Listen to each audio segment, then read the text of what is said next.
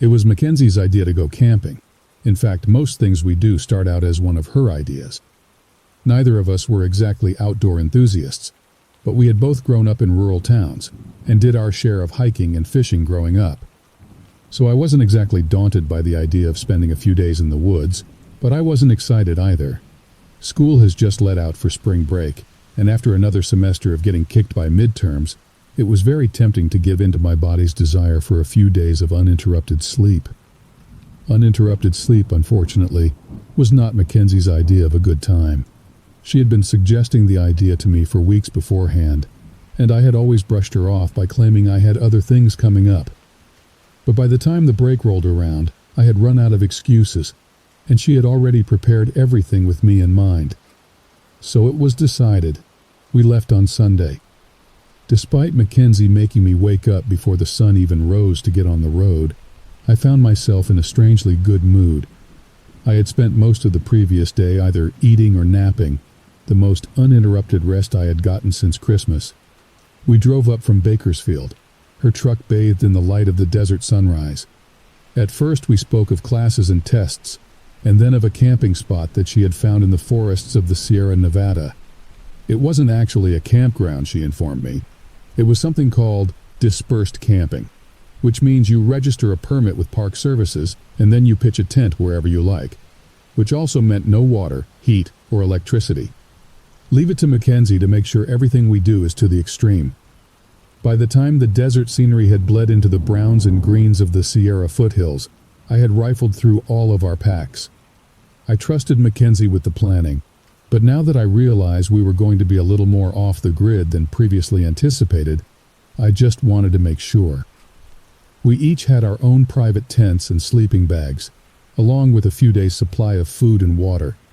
Cooking utensils, first aid kits, and other items were divided up between our two packs, which were already stacked high enough to peek over my head when it was on my back. I recognized landmarks near Sequoia National Park in Kings Canyon, but Mackenzie took us farther north and I lost track of the terrain. She turned on a trail that led us deeper into the mountains and pulled over when it ended at the foot of a hill. I was out here last week looking around for spots, she said, opening the car door. If we hike around this hill here, there's a sort of little valley with a lake at the bottom where we can set up. I groaned a little as I shrugged on my pack. How long a hike? I asked.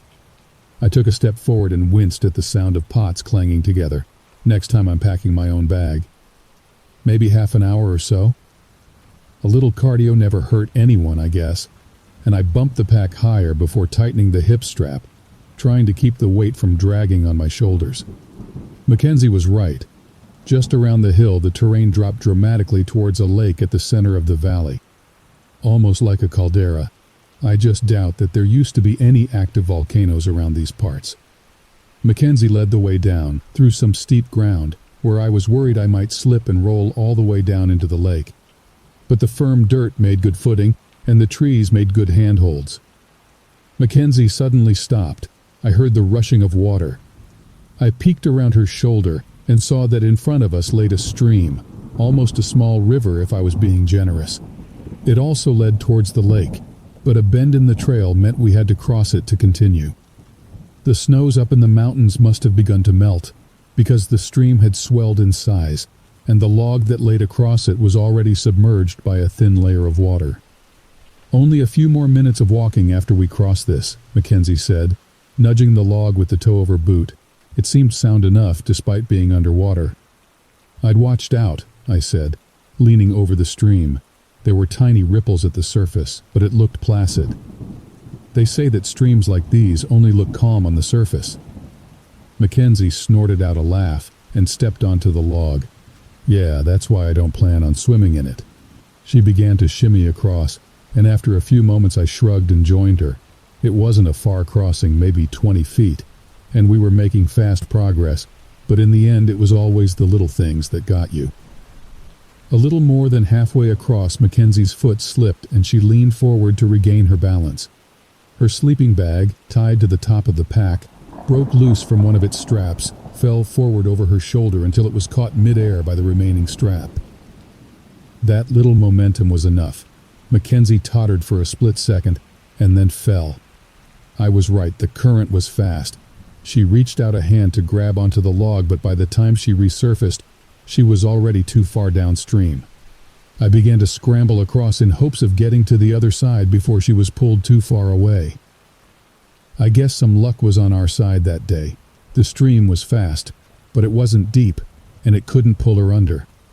Some 20 yards downstream, her pack had caught onto a fallen tree, and that was how I found her, gasping and sputtering. Maybe it was a combination of the adrenaline and the ice-cold water, but by the time we stumbled to the spot where we were going to set up camp, Mackenzie was laughing hysterically. She had rolled her ankle during her stint in the stream and was limping on ahead of me while I stumbled after her with her pack, in addition to mine, strapped to me. "I don't plan on swimming in it," Mackenzie giggled from ahead of me. And then I fell right into the damn thing. Even I had to smile at that. Despite being stuck with around 60 pounds of supplies, maybe I did need some more action in my life. Now I really had a story to tell when I got back home. It was just about noon by the time we finished pitching our tents and hung our wet clothes out to dry. Mackenzie began digging a fire pit to cook our lunch, as we had neglected to bring a jet boiler. I took this moment to take stock of my surroundings and was pleasantly surprised that we found a genuinely beautiful spot to set up camp. We were by the edge of the lake, where the mountains flattened out and the tree line ended a few yards from the shore. After being in school dorms for nearly a year, the amount of the quiet was almost uncanny, the only sounds being the wind in the trees and the waves breaking against the sand. It was alluring, like a lullaby. Mackenzie cussed beside me.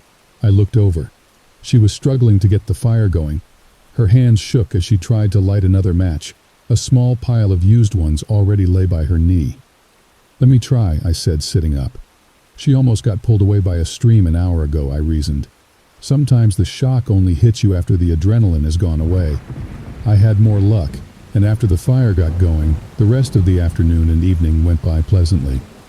I rummaged through my pack and found that Mackenzie had packed marshmallows and chocolate for s'mores. I tossed the packaging on the ground and jokingly said, "I see my pack was so heavy because it was full of all these essential supplies." Mackenzie grinned and then shrugged innocently. She grabbed the package of marshmallows and began unceremoniously shoving them into her mouth. "Aren't those for cooking?" I asked. And Mackenzie looked up at me with a very well-acted look of confusion. I laughed. When the sun set, both of us agreed to retire early so we could wake up at sunrise to explore the area in the morning. I shimmied into my tent and pulled the zipper closed. I checked my watch one last time before letting the sound of waves lull me to sleep. I woke up in the dark and something was wrong. The air was heavy and my skin was clammy as if I had just broken a fever. Nothing was disturbed inside my tent and the outside was still quiet. There was nothing reasonable that could have caused this feeling. It's hard to explain. Thinking back on it, the only conclusion I could come to is that we, as a species, are old. Younger than the forests and mountains, of course, but still old enough, and in that time we have seen many things. You can conjure up your life experiences and logic all you want, but deep down there is a part of you that simply knows when something is wrong, and in that moment, I knew. Suddenly, there was a light tapping on the flap of my tent, and then a voice. "You need to come outside," Mackenzie whispered, and she sounded terrified. I took a few deep breaths and clenched my pocket knife in a white-knuckle grip. In a flurry of motion, I unzipped the flap and stuck my face outside. I came face to face with Mackenzie. Her hair was disheveled and she looked to be on the verge of tears. I opened my mouth, but she clamped a hand down over my lips and motioned for me to be silent. For a few moments neither of us spoke, and the only sound to be heard was our heavy breathing as we stared at each other. But then Mackenzie's eyes slowly drifted away from mine, towards the lake. I saw her pupils dilate until I could barely see the color of her eyes. "Run," she whispered. I didn't have time to question her. She leaped up and sprinted into the woods. I didn't waste a second before getting up and following her. The two of us crashed through the undergrowth. Perhaps Mackenzie was clearing the way in front of me because it was strangely easy. Maybe I was simply scared. "Mackenzie!" I called to the shape in front of me, but no answer, only the sound of her breathing and the cracking of branches. "Mackenzie, what's going on?" Still nothing. And then the adrenaline in my system began to run out, and suddenly I stopped. It was dark, almost too dark to see. We had left all our lanterns back at the camp, and the canopy practically blocked out any moonlight. We'd been running for several minutes, but there were no cuts on me or branches clinging to my hair. It was like I hadn't been forcing my way through the trees at all. It was as if they were welcoming me. Ahead of me, Mackenzie had stopped too. She was standing still, and I couldn't hear her breaths anymore. "We have to keep going," she said, her voice strangely level. "Not until you tell me what's going," I called back. Mackenzie shook her head. It was even darker where she was standing, and I couldn't make out her face, but behind her was some sort of clearing, and the light coming through silhouetted her against the trees. "We're almost of the forest," she said, and I saw that she was right. There was nothing I would not give to be out of this God-forsaken forest. But no, it couldn't be. It took us half an hour to hike here, and that was downhill. The forest could not end here.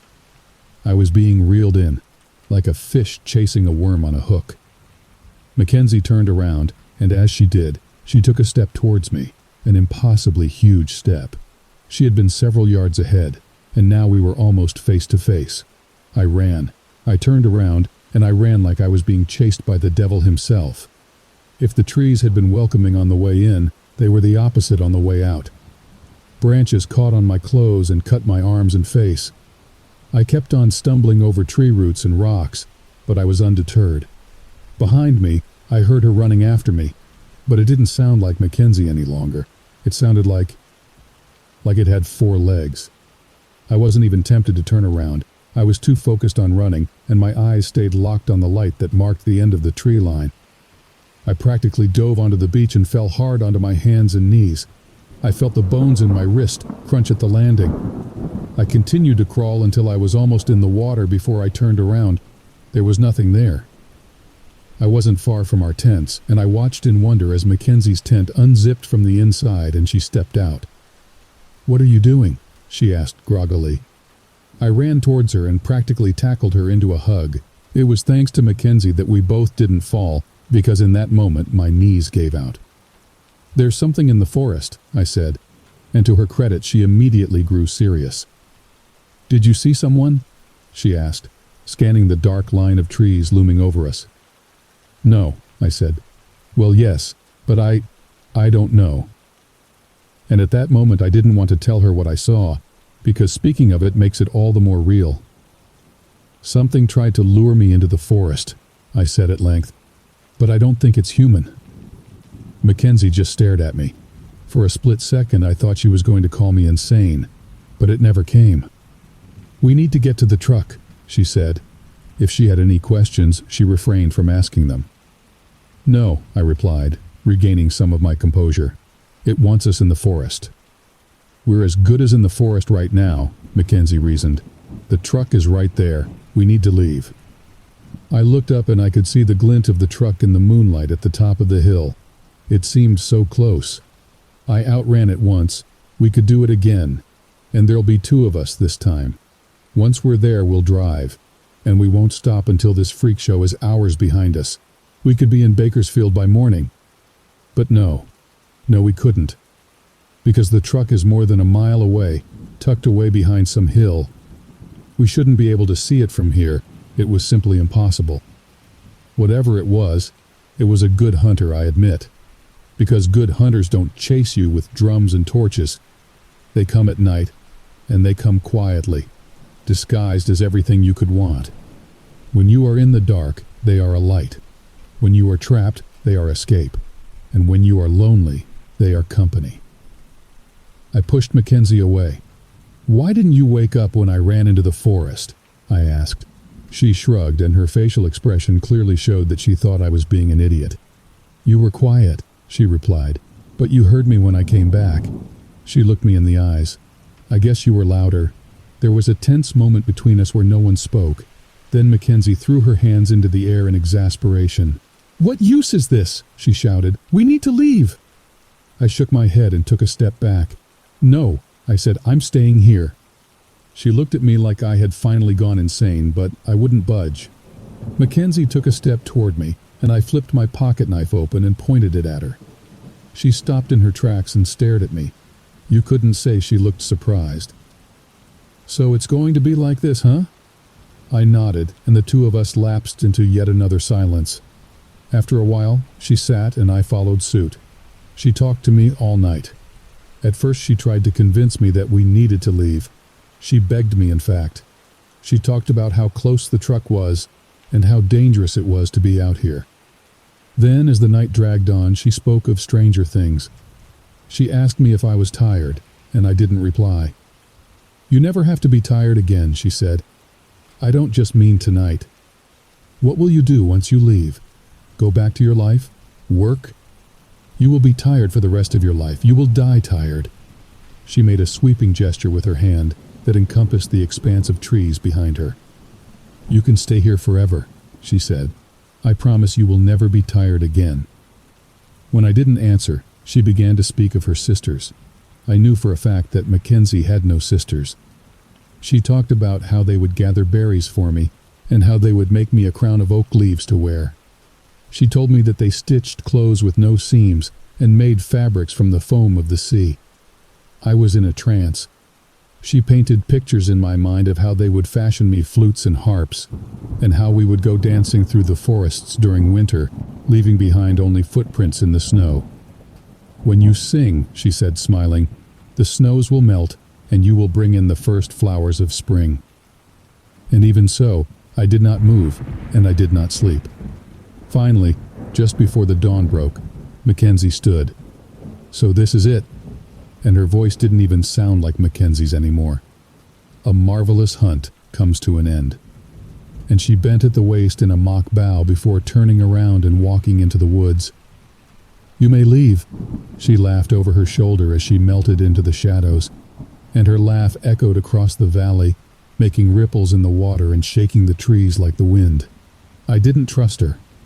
I waited until the sun was high in the sky before leaving everything but my knife, and I ran for it.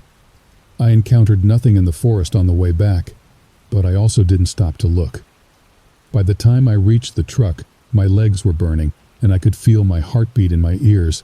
I am not lying when I say I did not touch the brake pedal even once driving out of those mountains. I never looked behind me either.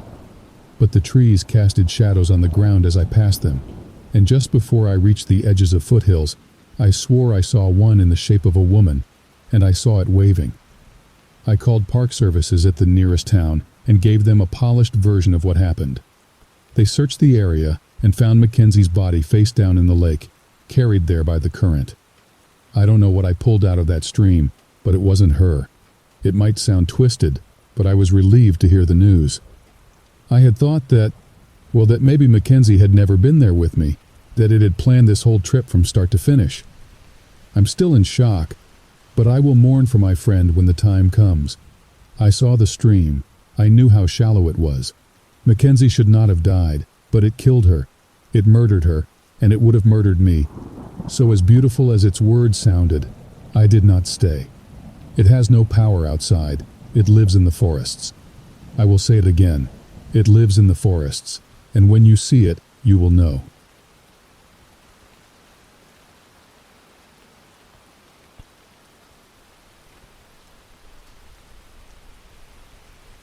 Isinglaskogen is a forest in northern Norway. I recently moved to Laksela for work. Even though it was January, I figured that since I was out in the wilderness, that I might as well go out into the woods to explore a bit. There wasn't a whole lot to do in town. Besides, I'd heard the trails in Isinglaskogen were pretty nice. There were only a few blocks between my house and the edge of the woods anyway. I grabbed a bottle of water and a little bag of trail mix. I was going on a trail after all, and headed out. It had snowed the day before. I guess snow is pretty common up here. It was a pretty soft, powdery snow, the kind ski resorts prefer. It crunched loudly as I stepped on it. Despite the trail being covered up by the snow, I was pretty confident in my ability to keep track of the trail, since the forest was somewhat dense, and the opening where the trees had been removed was pretty distinguishable. I wasn't worried about that. It was still pretty early in the afternoon, only about 1 p.m. I wasn't worried about the sun going down. Then again, I had only moved from Virginia fairly recently, so northern Norway might as well have been on a different planet in terms of climate and daylight. At least that's what I thought. It might have just been such a big change that I was seeing as being bigger than it was. But I digress.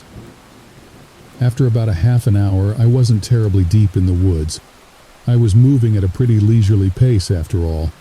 I had passed a lot of scenery, but nothing that really stood out.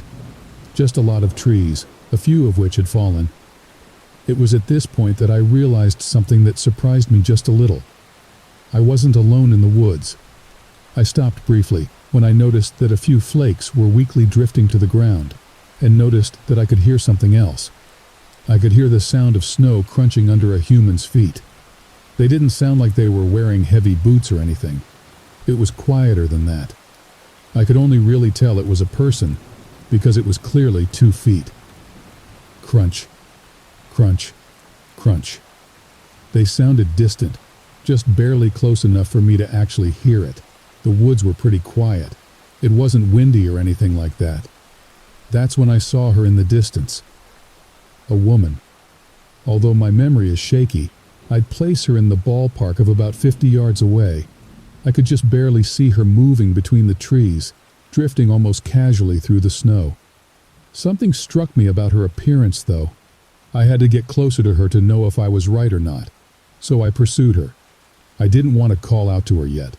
I began trying to hurry up. She didn't seem like she was moving very fast, but I was struggling to keep sight of her in the forest.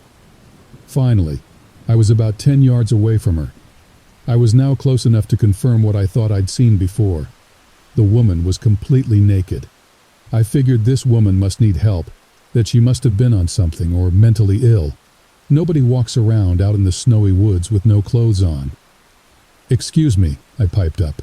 She didn't acknowledge me. She must have been on some serious drugs. "Excuse me," I repeated, a bit louder this time. She kept walking, although when I said that, her pace had slowed just a bit. I didn't mean to stare, considering the situation, but she really was gorgeous from what I saw of her. Without going into any lurid details, I'll just say her body, and what little of her face I managed to see, was damn near perfect.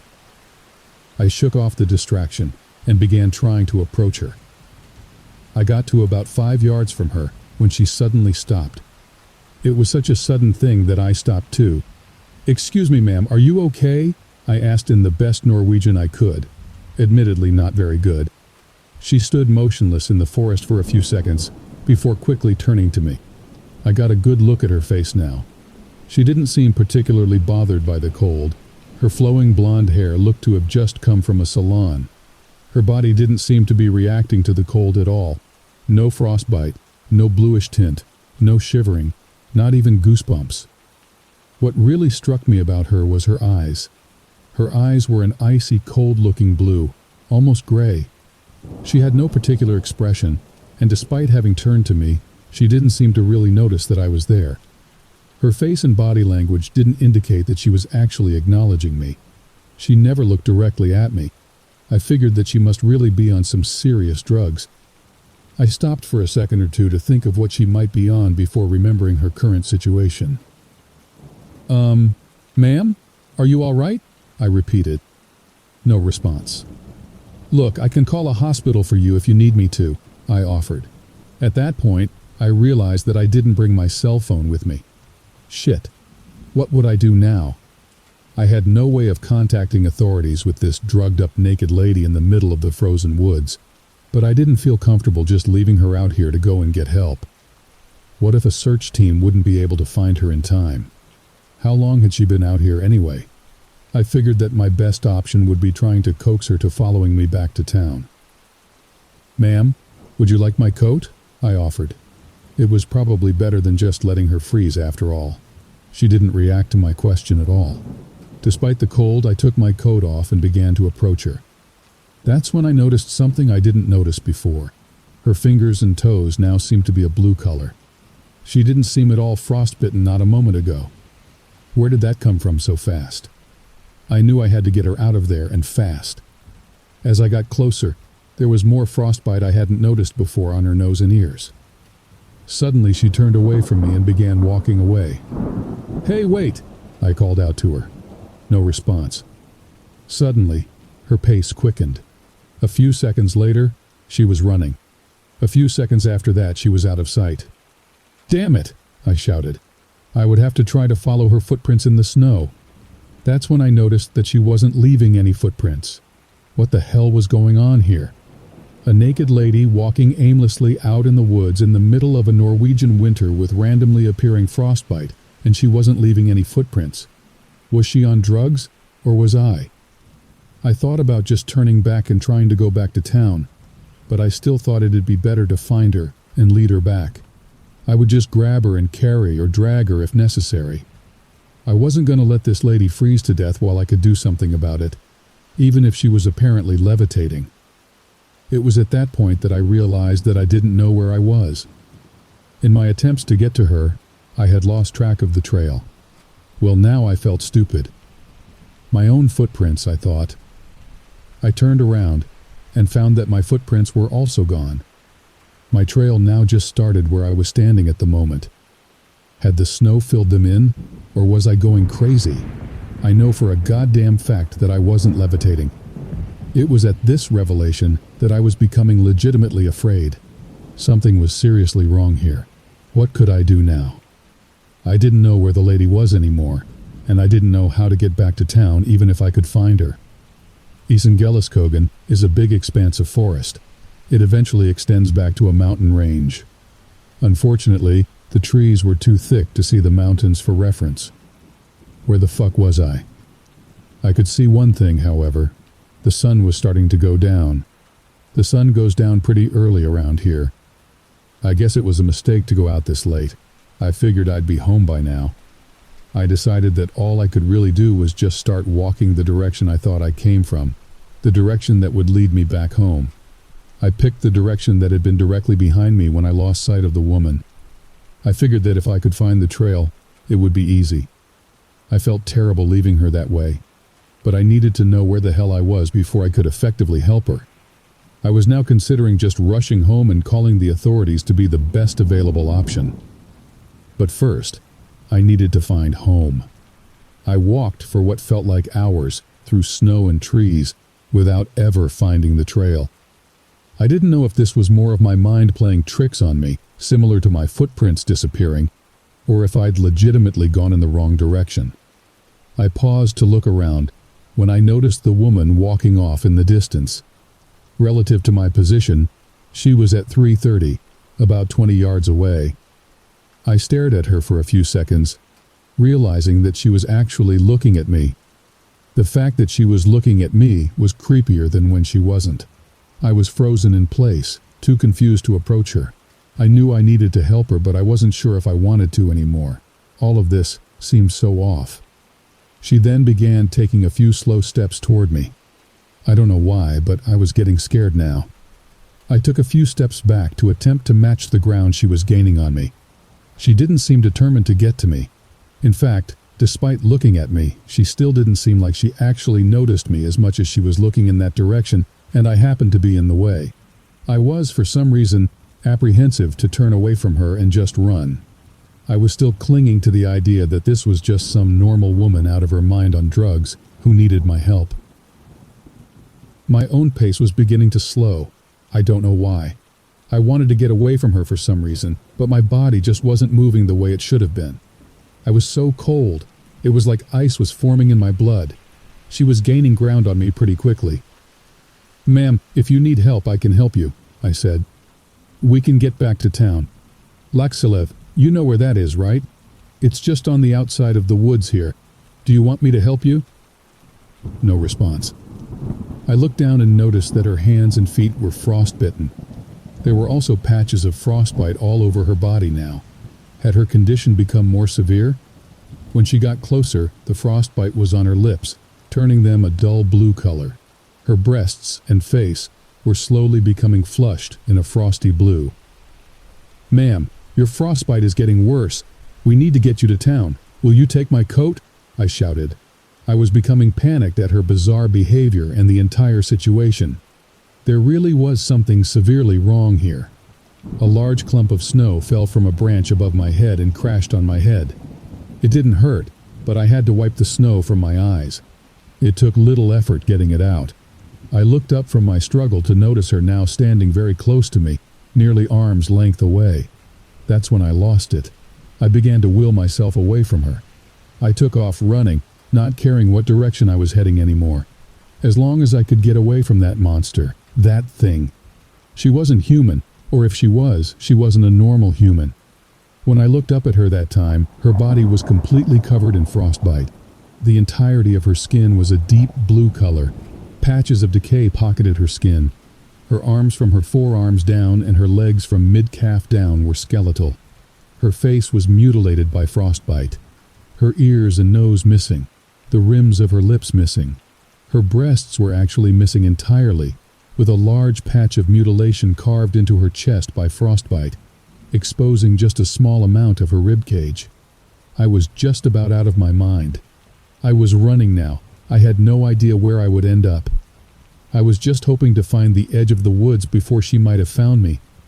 I couldn't tell at all if I was getting closer to safety or further into the woods. Then I kind of wondered if just escaping the woods would be enough. Would she follow me out? I didn't know what to think anymore. That thing obviously wasn't human anymore, assuming it ever really was, so I didn't know if it would conform to human logic. All I could do was cycle through begging not to be found, begging to escape somewhere safe, cursing my entire decision to go walking out in the woods, cursing the woods themselves, asking what the hell she was, all of this. It was all I could do while running to avoid going crazy. I don't know. Maybe it was making the whole thing worse. I ran for what must have been another few hours. It was dark now. As I was running, I tripped over a root, steered sideways, and slammed my back into a tree. It was now too dark for me to see anything, and I was now too tired to even move. If she were to find me, that's all there was to it. I would have to rest, build up some strength. I backed myself up against the tree I had collided with and stared into the blackness, hoping not to get attacked. I remembered the food I brought with me and pulled out my bottle of water. All of the liquid had frozen solid. I found that odd because I didn't really think it was cold enough for that to happen, especially since it had been in my coat pocket the entire time. Maybe I was just losing it. Well, I couldn't drink ice, so I moved on to the trail mix. It was fine and gave me a bit of strength. Stopping to eat let me at least try to collect myself. I could really only wonder what the fuck that thing was, why I was seeing so many weird things going on with the snow and ice. There had to be some kind of connection, but I wasn't about to approach any solid ideas as to what it was. As I sat in the dark, I could hear snow crunching somewhere. It was pitch black, but I could tell it was somewhere to my right. I was too exhausted to move now. All I could really do was sit against the tree and hope she didn't find me, or at least hope that whatever she would do to me wouldn't be too bad. For some reason, I doubted that. When I looked at her back then, she was looking at me for just a second. When I could see what she really was, that frostbitten corpse, her eyes stayed, but they were glazed over like she was drugged or something. For just a second she looked right at me, with a look of such intent. I can't think of what she might want to do to me, but I'm not really liking any of my options. As I sat there, listening to the distant crunching, I focused so intently I could feel every single snowflake that hit me. They seemed to be getting colder somehow. The entire forest seemed to be dropping in temperature. I honestly wasn't sure I would live to see her catch me. I might freeze to death first. I was trying to think that maybe I shouldn't just be sitting here, but I couldn't decide which was more dangerous, walking around hoping not to be found, or sitting in one spot hoping not to be found.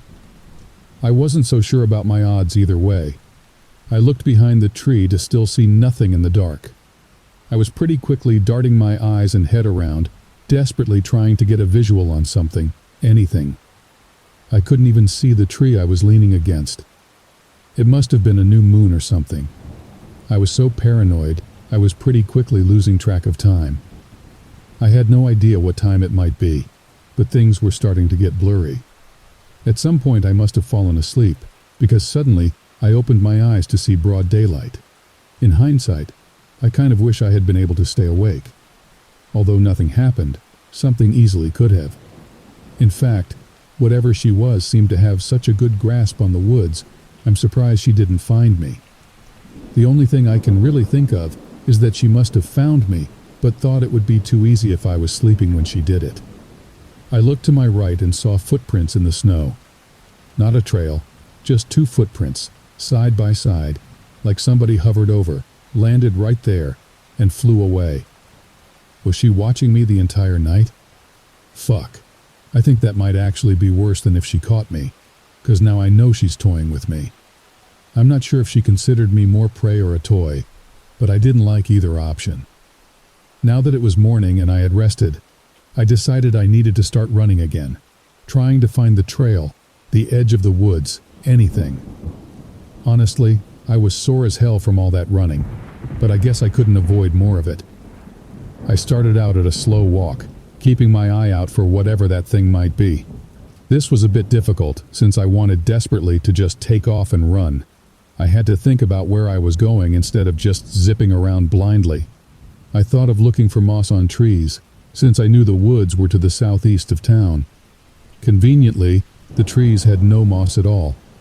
Neither did the nearby rocks. I tried to think back on where the sun set last night. I wasn't awake to see it rise, and I was running so blindly I didn't notice where it set. The sun was currently to my left. I didn't know what time it was or what direction that was, so that was worthless. I wish I was an expert tracker. I'm sure some hunter or navigator would be able to get me out of the woods. So now I just had to walk, hoping I was going in the right direction, hoping I wouldn't run into that thing again. I walked for a while, what had to be 2 hours or so. I still didn't seem to be anywhere near the edge of the woods. I still couldn't see anything notable. It was mostly just a flat plain of snow with trees all over it. I kind of wish they had put a sign up at the edge of the woods warning people not to go into it. Then again, I'm sure a "Warning Naked Zombie Lady" sign would be dismissed as a joke. At this point, I realized I was stupid and just ate a handful of snow. I completely forgot that snow was just fluffy water and just went without liquid because my water bottle was frozen. I must have been so confused with exhaustion that I didn't even think of it. With that refresher, I began to realize I was being followed again. I could hear the snow crunching from behind me again. I turned to face it, but there was nothing there. I gazed around, but still couldn't see anything. I needed to hurry up before that thing caught up to me, so I got up and kept moving.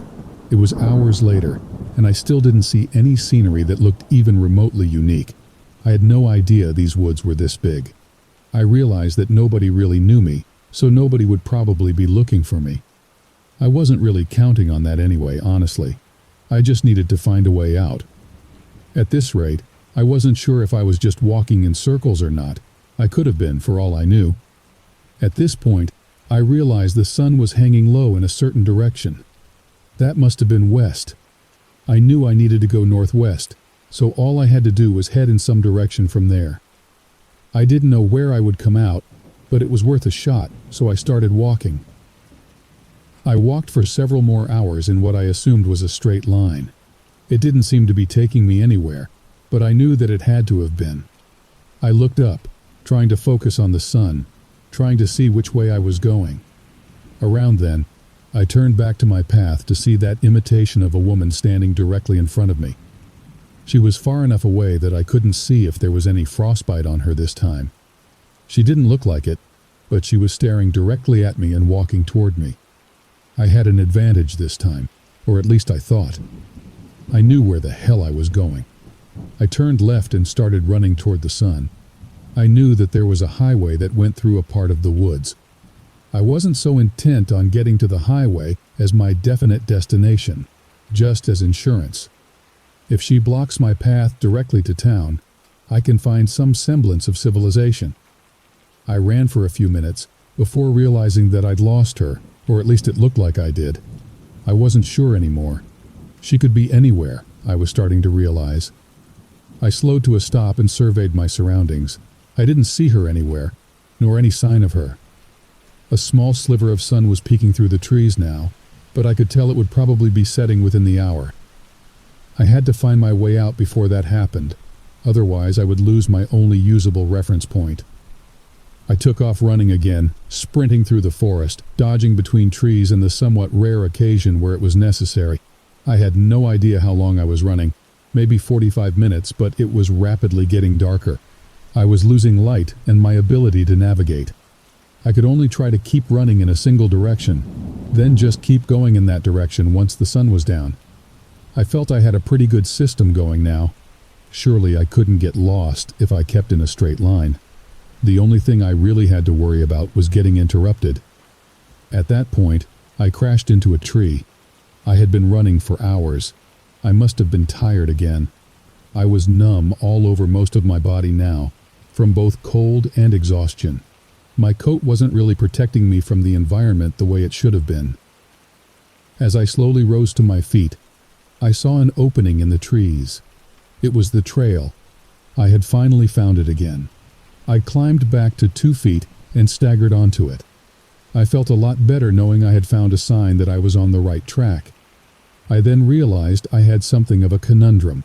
Should I really follow the trail, or should I keep going in a straight line the way I was? I remembered seeing a map of the trail outside, seeing that it wasn't just one trail, but a huge network. I don't remember any specific directions or paths or routes, but I knew that just blindly following the trail might not necessarily be a good idea, especially now that I was already on a good path. I decided the trail could go screw itself, and kept walking in a straight line. It was so dark now I could barely see. I couldn't quite move as quickly as I was before, but I wasn't about to just stop. I didn't trust my safety to that monster. It was now practically pitch black. I didn't know what time it must have been. I had been alternating between walking and running for more than 24 hours now. When the fuck would these woods end? These woods couldn't have been this expansive. They just couldn't have been. I must have been just completely lost at this point. I didn't know what to think at that point, and I still don't, to be honest. While I was lost in thought, I realized the sun went down. The night wasn't quite as dark as the night before, but it was still nearly pitch black. I wouldn't just be running blindly anymore, so I kept walking straight. I felt in front of me for trees, groping blindly like an idiot. I must have looked like one to that sadistic bitch. I went on grabbing at nothing for several hours. It had to be past midnight when I suddenly felt something that wasn't natural. I felt a quick brush of a wispy, spiderweb-like form. It was hair. Her hair. That thing's hair. I stepped back for a second, looking around in the darkness. I couldn't see her anywhere. I could just barely make out the trees around me, silhouetted, black against extremely dark gray. I stood mostly blind, probably helpless against this monster in the dark. Not seeing her was worse than seeing her. That paranoia that grips you as a little kid in your bedroom, staring at the closet waiting for the boogeyman to come out and eat you. I finally took a step, not feeling any sign of her anywhere. I kept taking a few very slow steps, trying to make some kind of headway. At this rate, I wasn't sure I would even notice if I was out of the woods or not. I could be standing in a field and I might not really notice. I debunked that when I felt a tree's bark in front of me. I began maneuvering around it, keeping at its base to avoid losing my direction.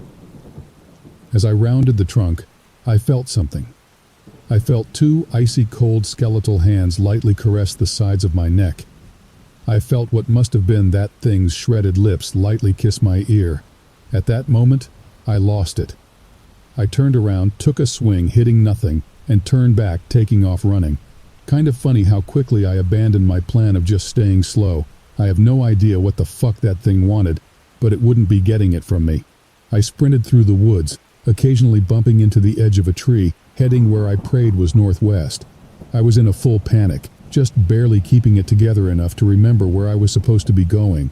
It was a flashback to the night before, where I just ran blindly and probably got myself as lost as I was. At least I could hope I had stayed in the right direction this time, but I wasn't banking on it. I had to avoid trees in the dark, hoping that lady wasn't behind me or in front of me. That might be the thing that panicked me the most. The idea that I would just run right into her in the dark and never see her coming. I couldn't shake that feeling. I never felt like she wasn't right next to me.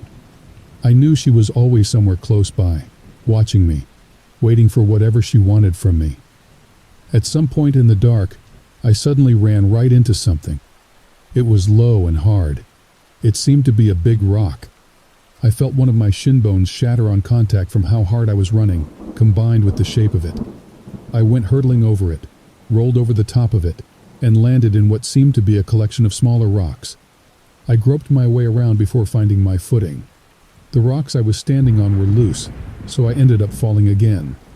My hand landed just right for me to get an idea of the rock itself. It felt so strange. It actually didn't seem like stone. It was too light for that. I picked it up and felt its shape, discovering it to be a bone. I felt around a bit more and found that all of the small rocks I was laying with were bones, some of them clearly human. I began trying to crawl my way out before brushing my hand on something metallic. I picked it up, finding it to be an old lighter. I gave it a few clicks to see if it worked. I have no idea if it did, since I was terrible with lighters. I never could get one to light up. As I sat there, I felt something brush against my leg. It was a hand. I jumped back, assuming it was her. As I backed away, I heard what I can only describe as a hoarse, weak, wheezing noise. I grabbed a large rock, crawling over it in an attempt to rest for energy. I wasn't sure how well I could do that with a busted leg bone. As I sat back, I could hear snow crunching from behind me. I listened carefully, trying to see exactly where it was coming from. How close was it? It was in the bone pile, apparently. The footsteps suddenly stopped, as I heard total silence for a few seconds. The wheezing kicked back, more panicked sounding this time, like a person who had their vocal cords cut desperately trying to talk. I suddenly began hearing a different crunching noise. It sounded like bone breaking. It sounded like flesh tearing. I didn't know what was worse, what was happening, or what might be happening. Not knowing killed me. I had to know what it was. Curiosity was driving me crazy, even though I dreaded what the answer to my question might be. Finally, I decided I had to see. I peeked over the rock, seeing nothing but darkness, of course. I remembered the lighter, giving it a few flicks before finally getting the damn thing to light. When I looked down, I saw her. I now saw the full scope of the bone pile. It was huge. It looked almost like one of those mass graves that genocides and massacres have been known to produce. There were some animal bones too. Deer, birds, dogs, but it seemed like it was mostly people. As I looked closely, I saw tooth marks on the bones. As I looked up, I saw exactly what she was doing, the exact source of that noise. It was a man. It looked to be a middle-aged man, or at least what was left of him. His body was missing from around his stomach down. She was holding his torso up, devouring him. She was biting off huge mouthfuls of organs and flesh, breaking bone with her teeth. Where it had once wore its disguise as a normal woman, attempting to maintain a sort of dignity or beauty, its facade had mostly been abandoned. Its mouth opened too wide, probably due to what seemed to be her cheeks missing, and hungrily tore off huge chunks of flesh, ravenously, animalistically. She looked up at me, giving me a frigid look with those eyes. She glared at me, her female dignity facade returning. She stood, her mouth drenched in frozen blood. The man seemed to be fading quickly. His body was blue from frostbite. I have no idea how he was still alive, but he probably wouldn't be for much longer. As she approached me, she took further notice of the lighter I carried. She seemed to shy away from me when she saw it, like she was afraid of it. She approached me nonetheless, slowly, inching closer. As she approached, I realized what it was. Everything about her was cold. Her body was cold. Her home was cold. Her victims were cold. Her food was cold. Heat must be something she can't deal with. As she was within arm's reach, I thrust the lighter at her. She quickly backed away before continuing her approach. I tried this a few more times before realizing that I was right. She can't stand heat. At this point, I had a crazy idea that I must have gotten from an action movie. I figured that if she was afraid or weakened by heat, I could set her on fire and possibly be done with her for good. As well as I could, I kept the lighter lit up and gently tossed it at her, reaching right into her hair. Her hair was lightly singed, apparently catching a slight bit of fire before the lighter faded out on the ground. I couldn't see what was happening anymore, just embers coming from her apparently burning hair. I didn't want to stick around. This thing didn't seem very mortal, so I didn't want to risk the idea that I had only pissed it off. As best as I could with my busted-up leg, I took off running. That wasn't very fast, more like a quickened limp, but it was fast enough. I didn't see any really convincing signs that she was following me, but I'll never be sure. Everything after that just kind of blurred together. I have no clue how long I might have been running. It seemed almost like I might have fallen asleep while running, because suddenly I was reaching the highway, staggering out onto the pavement and collapsing. At this point, I blacked out. What happened between then and when I woke up in the hospital was extremely fuzzy. I must have been picked up by somebody at some point, but I don't remember who they were or when they came along. I just came to for a few seconds in somebody's car, or it might have been the cab of a truck. The person asked me who I was. I answered. They asked me what I was doing out in the woods and what had happened to me. For all I know, I blacked back out again before I could answer. I woke up in the hospital in the afternoon. The doctors and police were asking me what happened to me. I didn't mention the bones, fearing doing so would just be sending some police officers to their deaths.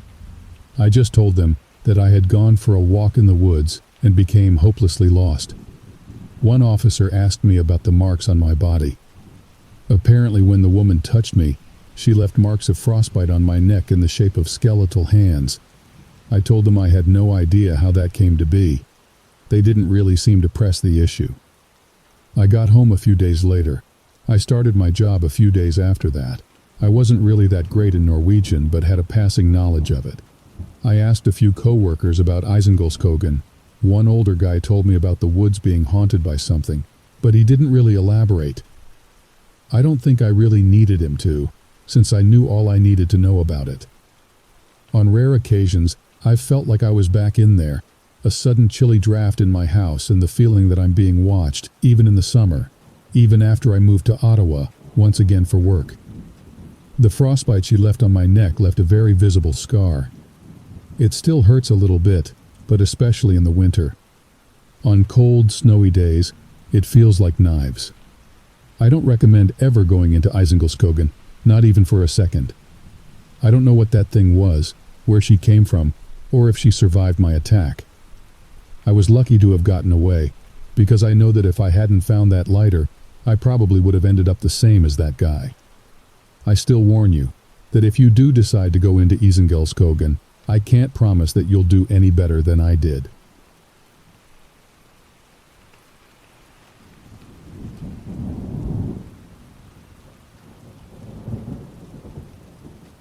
Last summer I went out into the wilderness with a buddy of mine, Mark. He'd been out to the place a few times and decided it would be a great experience for me to get out there before I started to settle down with a job. It was generally what you would expect: fishing, hiking, driving around the mountains. But I saw something out there, something I can't explain. It was the last day of the fishing trip, so Mark and I decided to stay out a little later than usual. We knew we weren't going to catch anything. We never did, but it was more the pleasure of being out there with a friend than anything. Buck, Mark's dog, laid his head on the side of the boat to watch the sunset. Out on the lake, the sunsets were always a lot shorter than I expected. Before we had even reeled our lines in, the sky was already dark, and Mark flipped on the headlights of the boat. We were a ways out from shore, so we made up our minds to start back. About halfway there, I noticed something rustling in the treetops. Mark had told me these woods were full of owls, and having grown up in a lifeless urban sprawl, I was curious. In our week on the lake, I hadn't seen any animals in the forest, and I was intent on returning home with something to talk about. "Shine the light over there," I said as we approached the shoreline, and he obliged. The light flashed through the branches and produced nothing but a rapid rustling. "The light must have scared him off," Mark told me. We tied the boat in place. The boat belonged to one of Mark's friends, who had fashioned a sort of makeshift dock for it, and walked into the trees. We were probably 100 yards from our car, but we had a well-defined trail ahead of us. Buck, stoic and trained, hadn't worn a leash in years, and he led the way in the dark. A couple of dollar store flashlights lit our path.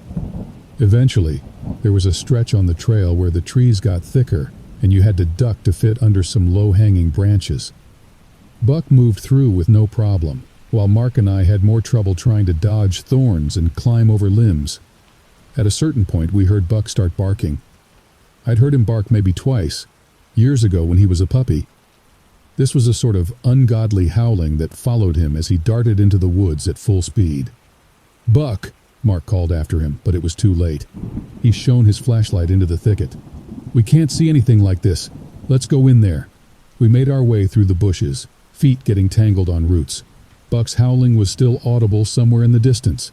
"I just don't know what could have set him off like that," Mark told me. "Since I got him, I trained him as a guard dog.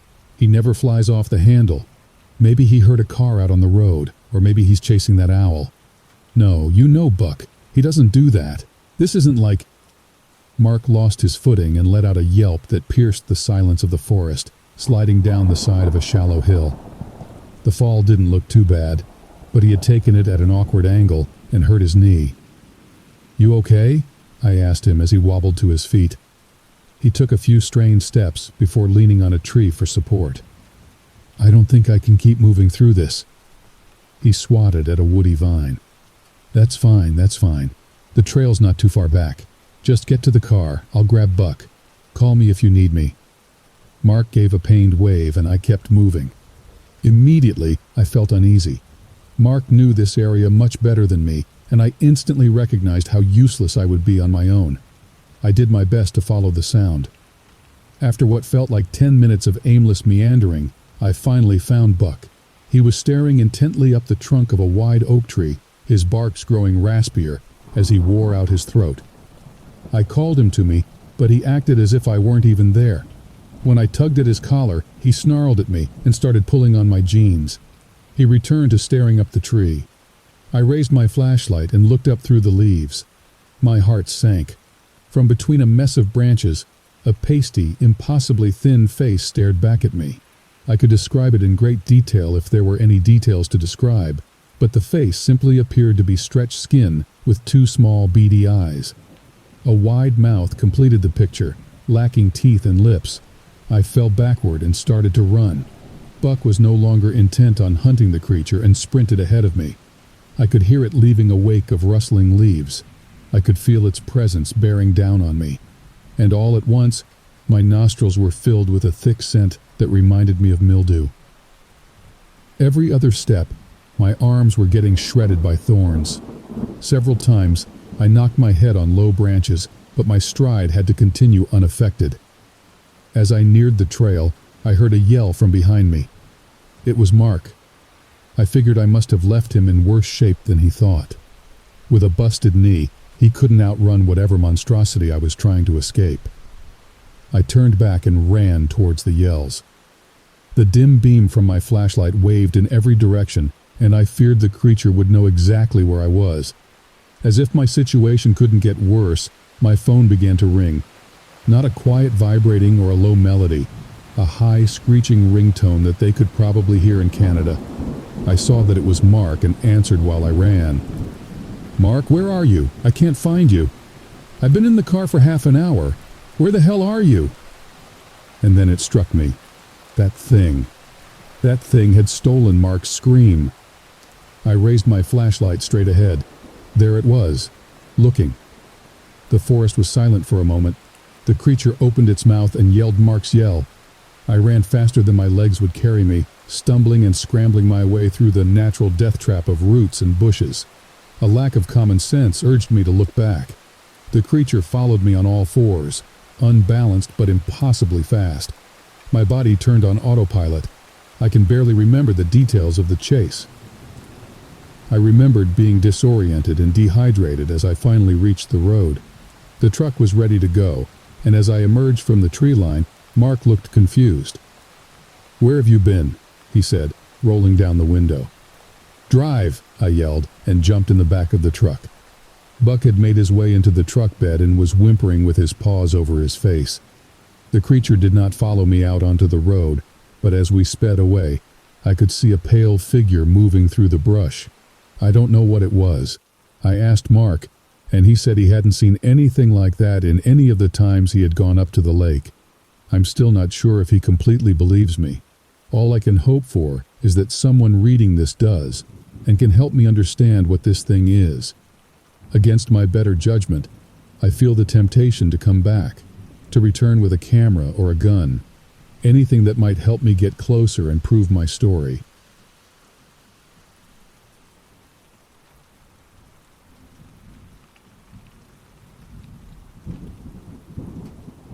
I've always been a skeptic. Ghosts, demons, monsters, all just products of overactive imaginations, right? That's what I used to think until last fall when I went camping with a friend in a remote forest. We were looking for an escape from our busy lives and figured a weekend in the wilderness would be perfect. We arrived at the campsite late in the afternoon, set up our tent, and gathered wood for a fire. As night fell, the forest grew eerily quiet. We talked and laughed around the fire, but as the hours passed, an unsettling feeling crept over me. I couldn't shake the sensation of being watched. Around midnight, we decided to turn in. My friend was out like a light, but I lay awake, staring at the tent's ceiling. That's when I heard it, a rustling just outside the tent. At first I thought it was an animal, but then I heard a low, guttural whisper, mimicking my friend's voice, calling my name. I shook my friend awake, heart pounding. "Did you hear that?" I whispered. My friend listened for a moment, then shrugged it off as my imagination. But I knew what I heard. Determined to prove I wasn't crazy, I grabbed a flashlight and unzipped the tent. The beam of light cut through the darkness, revealing nothing but trees and shadows. I stepped out, scanning the area, but everything seemed normal. I was about to turn back when I saw movement out of the corner of my eye. I swung the flashlight around and froze. There, at the edge of the clearing, stood a figure. It looked like my friend, but something was off. The movements were jerky, unnatural, and the eyes. Those eyes were empty, void of any humanity. The figure smiled, a chilling, predatory smile, and then it spoke in a distorted version of my friend's voice, calling my name again. Panic set in. I stumbled back into the tent and zipped it up, my hands shaking. I told my friend what I saw, but they insisted I was just tired and seeing things. Reluctantly, I lay back down, every sound outside now amplified in my mind. The next morning, we decided to cut the trip short. As we packed up, I couldn't shake the feeling of being watched. We left the forest and I tried to forget what I saw, convincing myself it was a hallucination. Weeks later, I was at home when I heard a knock on my door. I opened it to find my friend standing there, looking exhausted and terrified. They told me they had seen the same figure outside their window, mimicking my voice, calling their name. It followed them home. We decided to research what we encountered and came across stories about skinwalkers, creatures from Native American legends that could mimic voices and appearances to lure victims. The descriptions matched our experiences perfectly. Then came the twist I never saw coming. One night, while trying to calm my friend over the phone, I heard a faint noise behind me. I turned around to see my friend standing in the doorway, the same empty eyes and predatory smile as the figure in the forest. I realized too late the terrifying truth. The friend I had been talking to all this time, the one who had been followed home, wasn't my friend. They had been replaced by the Skinwalker that night in the forest. And now, it was my turn to run.